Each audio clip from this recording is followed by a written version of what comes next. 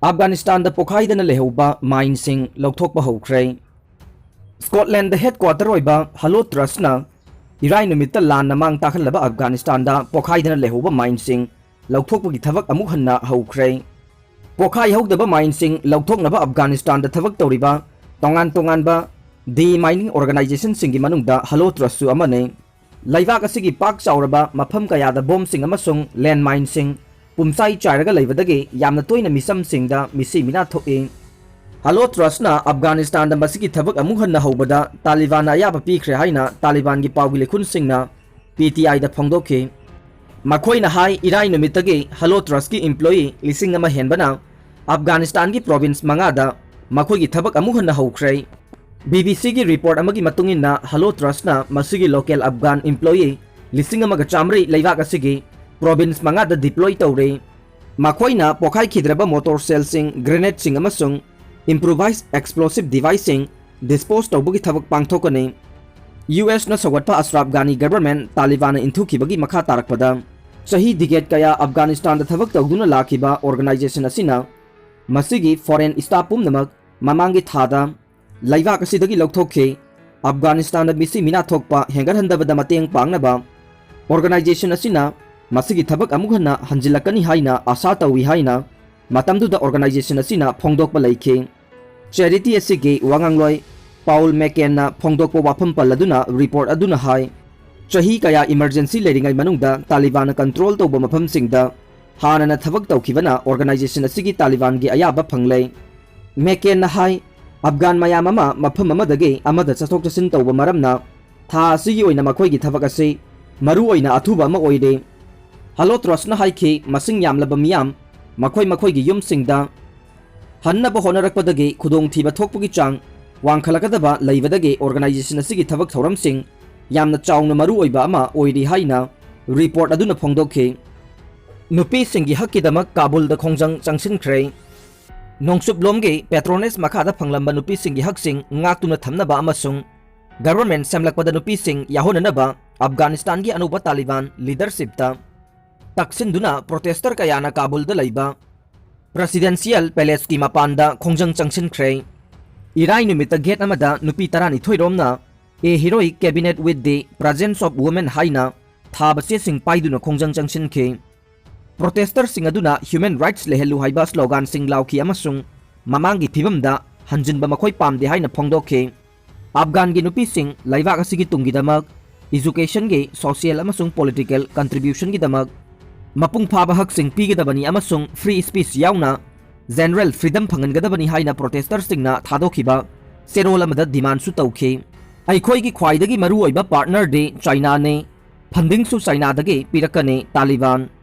chahi kaya marum leptana lan sokna khibana miyamna hainingai leitana waraba madi senthum gi phibam su tungi asa tawningai leitana soksilaba Afghanistan gi khwaidagi maru oiba partner rase China ni haina Afghan Taliban leadership na phongdokre Phibam phatraba Afghanistan bu nauna sengot sagalakpada China na chawna mateng pangane ka hena senthum gi phibam soktharaba Afghanistan da kori sing marang kaina leidi haina Taliban na phongdokre China ge belt ama lambi ama haiba initiative adu Taliban mapung phana sagotkani haina hardliner Islamic group asige wangangloi Jabihullah Mujahidna anauba asaga loinana nungaiba phongdokhe China gi initiative aduna laibak aduga Africa Asia amasung Europe ko tongan ba pambai singna samjinna ba pandam thamlibane hithangpham sing rail line kangfa lambi amasung industrial park kaya bel asige manungda thamna ba honaribane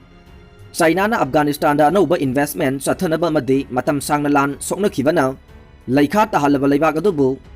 nauna sengbat sagana ba honari hirama somda mijeng thamlaga China ase Afghanistan gi khwaidagi maru oiba partner amani aduga Phibam sotharaba laibak aduda khwaidagi chawba mateng panggadoriba marup mapang haina Mujahidna ngarang Italy da base tawba pause amaga unakhibada phongdokhi haide Afghanistan da kori gi mine kaya marang kaina leire madu China ge expert singna laklaga lauthokuna pukhraba matungda tongan ba matam asige oiba atangba potlam singda onthokadabane malemda Afghanistan gi khwaidagi chawba kaithel su China na oiduna lakli haina Mujahidna makhata na phongdokhe haukiba August 15 da Taliban fighter singna Afghanistan khudum chankhiba matamduda China na harau nungaiba phongdokhibaga loinana insurgent group अदुना मियाम की सेबाद पुंगिंग लुबलकनी अमदे अफगानिस्तान बु अनौब चाउखट मायोल अमदा पुरकप ngамगनी हाइखिबने Taliban leadership ना अफगानिस्तान मसागी अमदे मिरैबा के लैनरिबा policy programme सिंग असानब मिजेंग लोइनना हाइसिंग ना पाइखलकनी हाइबा वाफम China ना थमलखिबने हौजिक्ति Taliban leadership ना अफगानिस्तान द लरिबा मखल खुदिंग मकी टेररिस्ट फोर्सिंग इराई लाइन मांगन ngамलगने मालेम गी अतै लेबाक सिंगा चाना सिनना लैमिननबा थौरांग पाइखलकने अफगान मियाम की अनिंग अपाम्बा लोइनना इंटरनेशनल कम्युनिटी की थमोई मसक खंगना तालिबान थबक तौरकनी हाइबा वाफम कयासु चाइना ना फोंगरखिबने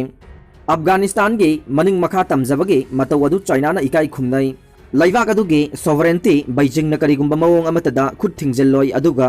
अफगान मियामगा मरुप मपांग ओइबगे मरी सेंबटकनी हाइना चाइना गे फॉरेन मिनिस्ट्री की वांगांगलोय वांग वेविन ना हौखिबा लैबाक पोकपा नुमिता फोंदोखिबने सेल थुमगी हिरमदा खुमांग चाउसिलहनबगीदमक तसेंग तसेंगबा लौथुप लकोई लेतबा इंक्लूसिव पॉलिटिकल स्ट्रक्चर मथौ ताई डोमेस्टिक अमसुंग फॉरेन पॉलिसी दा मॉडरेट ओइबा थबक थौरम पाइखटपसु मथौ ताई लोइनना लैबाक अदुदा लैरिबा टेररिस्ट ग्रुप सिंगा निंगथिना पाउ फाउनदुना टेररिज्म मुथनबा होनबदसु तंगाई फदे हाइना वांग वेविन ना फोंदोखिबने नाकल अमरोमदा तालिबान रशिया बुसु मखोइगी मरु ओइबा पार्टनर अमनी हाइना लौरे मॉस्को अमसुंग काबुल अनिगी मरक्ता अफबा मरी पुरकपा ngамगनी हाइनसु तालिबान की वांगांगलोय मुजाहिद न फोंदोखे पानसिर द लांदावदा खुमांग चाउसिन ngамले हाइना तालिबान क्लेम तौख्रे अफगानिस्तान द एंटी तालिबान फोर्सेस ना ngakthokतुन लरिबा अमता ngaइरबा प्रोविंस पानसिर दा तालिबान यामना कन्ना लांदावदा आउटपोस्ट तारामाथोइगा पुन्ना सुतुल डिस्ट्रिक्ट सेंटर लौसिनदुना यामना खुमांग चाउसिन ngамले हाइना तालिबान क्लेम तौख्रे तालिबान की कल्चरल कमीशन के मेंबर ओइदिबा इनामुला संगानी ना फोंदोखिबा मतुंगिना खुद थोंनबगी थौदोकसिंगदा रेजिस्टेंस फोर्स के फाइटर कुंथ्रागा मरी हाटख्रे हाइरे तालिबान सुतुल डिस्ट्रिक्ट खुमांग चाउसिले हाइना क्लेम तौरदुना वीडियो अमसु ऑनलाइन थागलखे ngarang ahing chathagiba operation da amasung ngasi ayuksu pansir ge sutul district ta khut thoknabada opposition side ta asi ana yamna thoki haina samangani na haikhe pansir ngak thokliba ahmad masud ke forces na de makhoi gi mi kaya sikhre hairiba du reject tawraduna Taliban की माइकईदा असी अना कया याउखी हाइना फोंदोखे opposition front की spokesman Fahim दास्टी न फोंदोखिबा मतुंगिना हौखिबा नुमित मरीनी असीदा तालिबान की fighter सहुंगा यांखै हाटखी अमसुंग यामद्रबदा चनीगा मरफु तराना सोहनखी हाइना फोंदोखे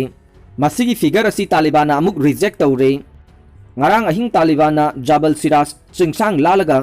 सुतुल district संगसिनना बहोनरखे अदुबु मखोई माई पाखिदे